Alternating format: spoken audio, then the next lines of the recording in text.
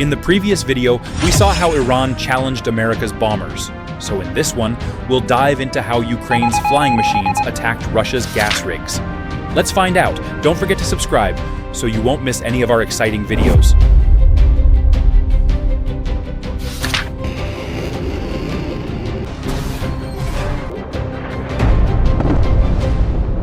The calm waters of the Black Sea on the morning of May 19, 2025, suddenly turned into a battlefield as the clock struck exactly 8:30 a.m. Inside a secret bunker on Snake Island, an SBU operator wearing FPV goggles received the long-awaited command, "Send it!" Just seconds later, a Ukraine-built quadcopter drone carrying 3 kilograms of explosives took off, beginning its 35-kilometer journey across the sea to destroy one of Russia's most critical surveillance assets. This operation wasn't just an attack. It marked the beginning of a strategic turning point. Continuing its daring journey, the drone wasn't some high-end military weapon. It was a 10-inch frame FPV drone, assembled in a small Kyiv workshop using Chinese components. But now it had become a flying bomb. Strapped beneath its body was a custom explosive device, specifically designed to destroy the NEVA radar and eliminate anything within a 5-meter radius. The coordinates had been pre-programmed. The target, Boyko Tower Alpha, a Russian-occupied gas rig equipped with radar that had crippled Ukrainian operations for months. And if successful, this strike would eliminate the biggest obstacle in the Black Sea. NEVA wasn't just any radar. It was a long-range detection system with a 45-kilometer radius that had severely disrupted Ukraine's operations. Taking it out would open the skies and sea routes for Ukrainian forces. The FPV drone, piloted by Soil, symbolized a new era of precision warfare. A $500 racing drone modified into a guided missile. With its motor spinning at 20,000 RPM, it launched from a hidden platform nestled in coastal reeds, beginning its fateful mission. From that moment on, the battle became deeply personal. Unlike traditional UAVs, the FPV drone streamed real-time video via anti-jamming analog signals, allowing Soil to see everything as if he were flying himself. Through his VR goggles, his eyes tracked every wave, every movement. The flight path had been carefully programmed in a zigzag pattern to avoid Russian radar, maintaining an altitude below 50 meters. At 65 kilometers per hour, the 35-kilometer journey took 45 minutes, a flight between life, death, and a message that could not be mistaken. Beneath the pale blue sky, the drone silently approached Boyko Tower, a massive steel structure rising from the sea, packed with equipment and unsuspecting Russian troops, unaware that a nightmare was closing in. Through the lens, Soil saw everything, from antenna towers to the silhouette of patrolling soldiers. By 9:15 a.m., the NEVA radar came into full view, perched atop the 40-meter-tall steel frame. This was it. The old but effective Soviet-era system, Russia's key eye on the sea. And now, it was about to be ripped apart by a low-cost explosive.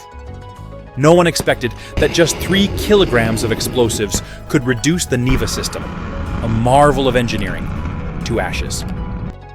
Capable of tracking 200 targets simultaneously and feeding targeting data across the region, NEVA was a highly strategic weapon.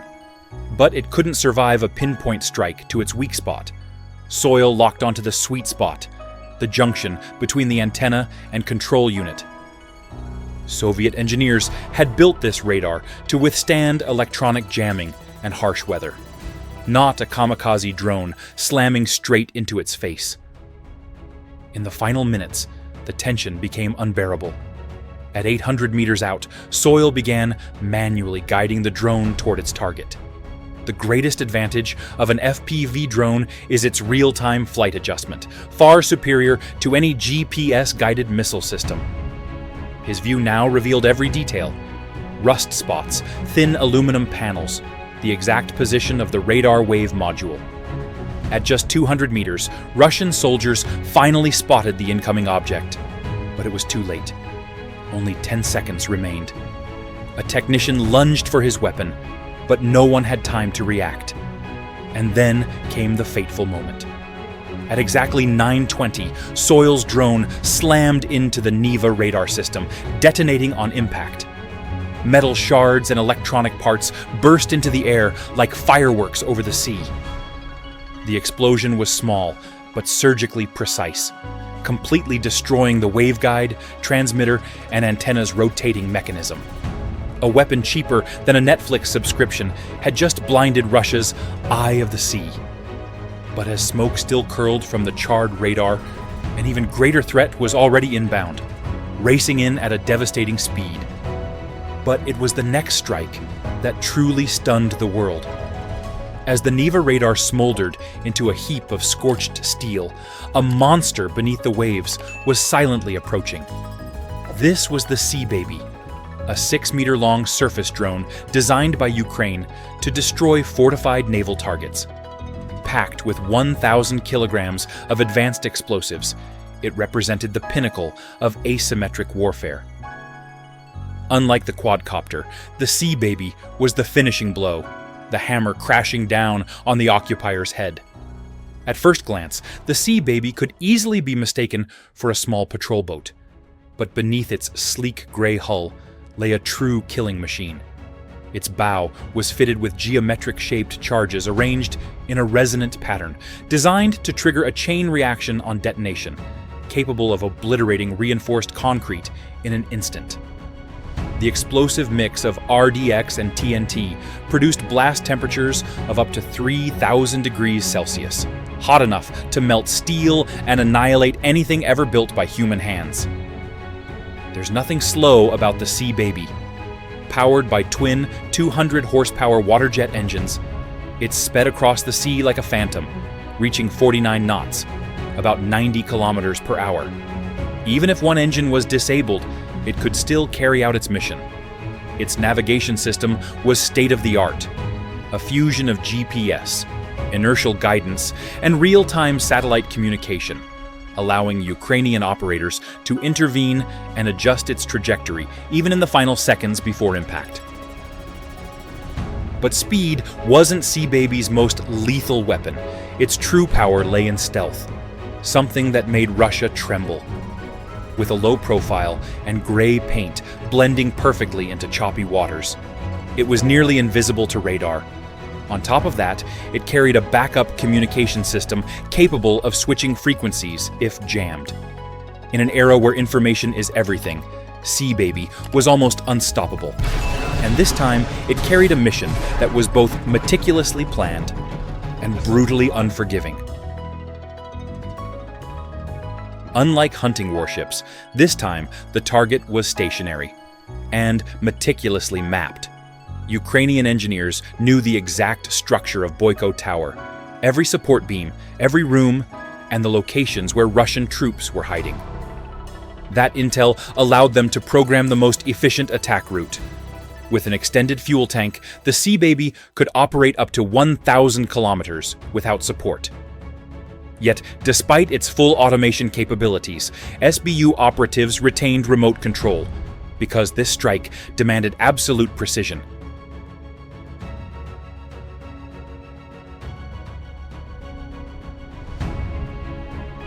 Never before had such a small weapon inspired such immense fear.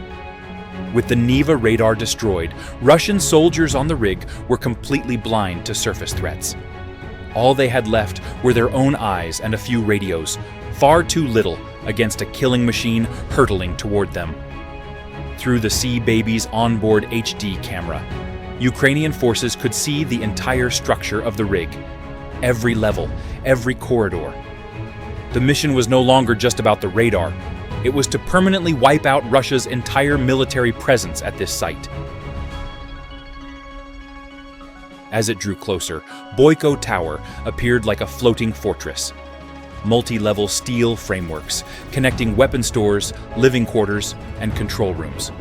Russia had turned the gas rig into a forward operating base, complete with communications, logistics, and defense systems. But the Sea Baby showed no hesitation. Its autopilot system made hundreds of adjustments per second, maintaining perfect speed, course, and precision. It was as if an invisible hand was guiding it straight toward the enemy's most vulnerable point.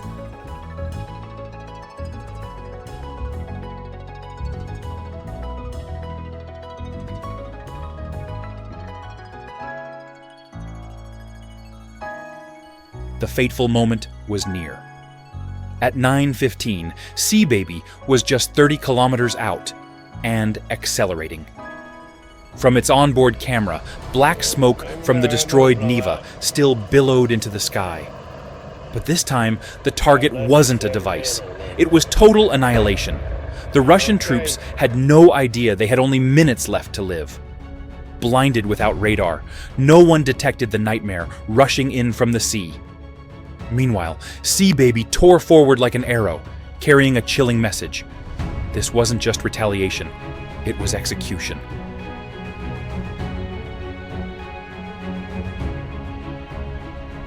As Sea Baby closed in, a brutal truth became clear. Boyko Tower had no real defense. The Russians had only a few infantry rifles, useful against divers, but utterly helpless against a drone hurtling in like lightning. On the control screen, Ukrainian operators watched as chaos erupted. Russian troops panicked, scattering, waving, shouting. But they didn't realize Sea Baby had entered its terminal guidance phase. The point of no return, where evasion was impossible and no miracle could save that rig anymore. Then the final moment came, swift as a heartbeat, cut short. At 9:35, Sea Baby was just 10 kilometers out, accelerating to its top speed, 49 knots. Now a 6-ton missile, the drone had become a fusion of velocity and explosive force. With 1,000 kilograms of RDX TNT, it could level an entire building. The Russian troops finally spotted it, running, pointing, shouting into radios. But it was all in vain. No weapon on that rig had the power to stop what was coming. The final seconds were a raw nightmare. Through the drone's camera, SBU soldiers saw chaos unfold. Russian troops scrambling in panic, raising rifles at the incoming threat in vain.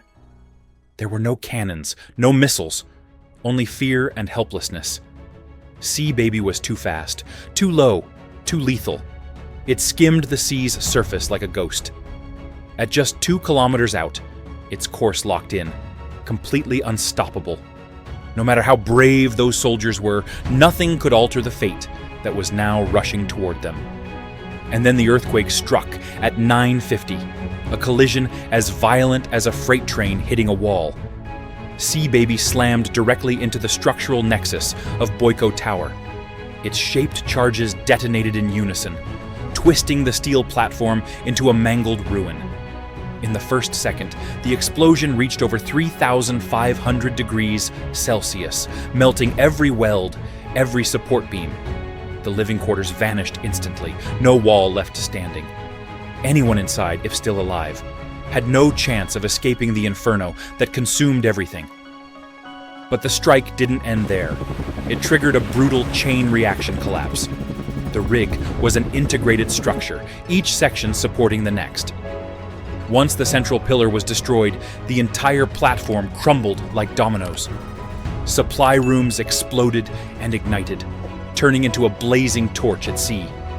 Diesel from reserve tanks spilled out and caught fire, with storage vats erupting one after another. Each blast fed the towering inferno, reaching into the sky, a symbol of raw power in the Black Sea, in a war with no declaration. What followed looked like a scene from an apocalypse movie. Just 5 minutes after Sea Baby hit its mark, the entire upper structure of Boyko Tower collapsed into the sea. A once fortified military base was now a mangled heap of twisted steel, rising from the water like a ghost shipwreck. Everything, living quarters, ammo stores, military gear, was either ablaze or sunk. The surviving soldiers were stranded at sea, clinging to crumbling wreckage, surrounded by fire, with no rescue, no helicopters, only despair and a deadly silence. And in the end, victory was captured from space. 2 hours after the strike, a Ukrainian satellite snapped an image where once stood a Russian base. Now only smoldering wreckage remained. An entire surveillance and logistics outpost in the Black Sea was wiped out by just 2 unmanned devices, costing less than $2,200, cheaper than the number of Skyrim copies many have bought. But the true value of this victory lay in its message. No occupation is safe. No radar can withstand the will of freedom. And so it ended. Not with gunfire, but with black smoke rising from the sea. At 11:20 a.m., a Ukrainian satellite captured a haunting scene. The gas rig that once symbolized Russian power was now just scorched steel fragments, drifting like ghosts. No more radar, no more watchtowers, no more occupying forces. Only the sea, calm again, as if it had never roared. But in the hearts of Ukrainians, a wave of freedom had just risen, and nothing could stop it now. Can you guess the most fascinating detail in this video? Drop a comment and see if you got it right.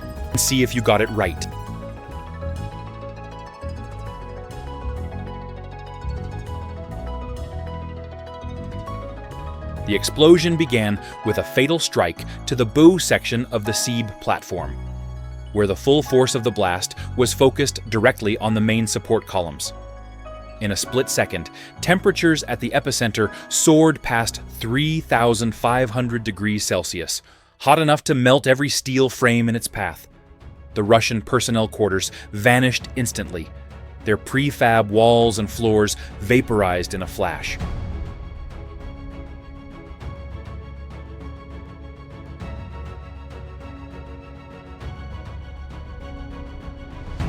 No one had time to react.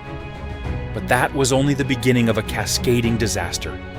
The Boyko Tower was designed as an integrated structure. Take down one part, and the whole system crumbles. When the Seeb warhead severed the main structural connections, the platform's levels began collapsing like dominoes.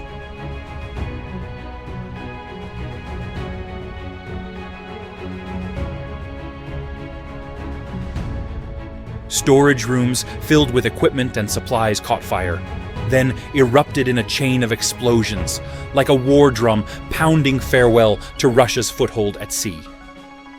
Then came the most terrifying moment. The diesel fuel tanks, powering generators and equipment, began detonating one by one. Each explosion fed the inferno, sending flames and smoke hundreds of meters into the sky.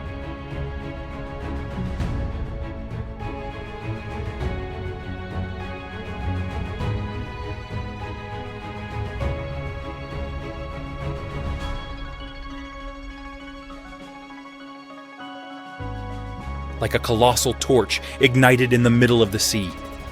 Within 5 minutes, the entire upper section of the Boyko Tower collapsed, plunging straight into the ocean like a lifeless steel corpse. But that corpse found no rest. It resurfaced, twisted and grotesque like a giant skeleton. All the living quarters, storage rooms, and equipment, everything that once housed Russian troops, were now reduced to debris drifting on an oil-slicked sea.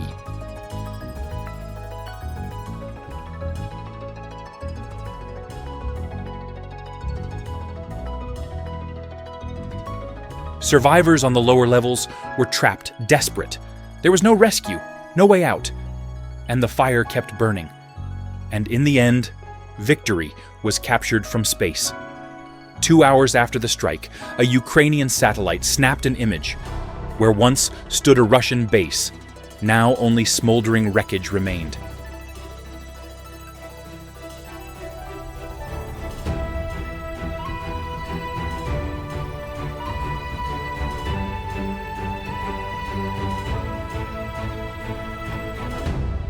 An entire surveillance and logistics outpost in the Black Sea was wiped out by just 2 unmanned devices, costing less than $2,200, cheaper than the number of Skyrim copies many have bought.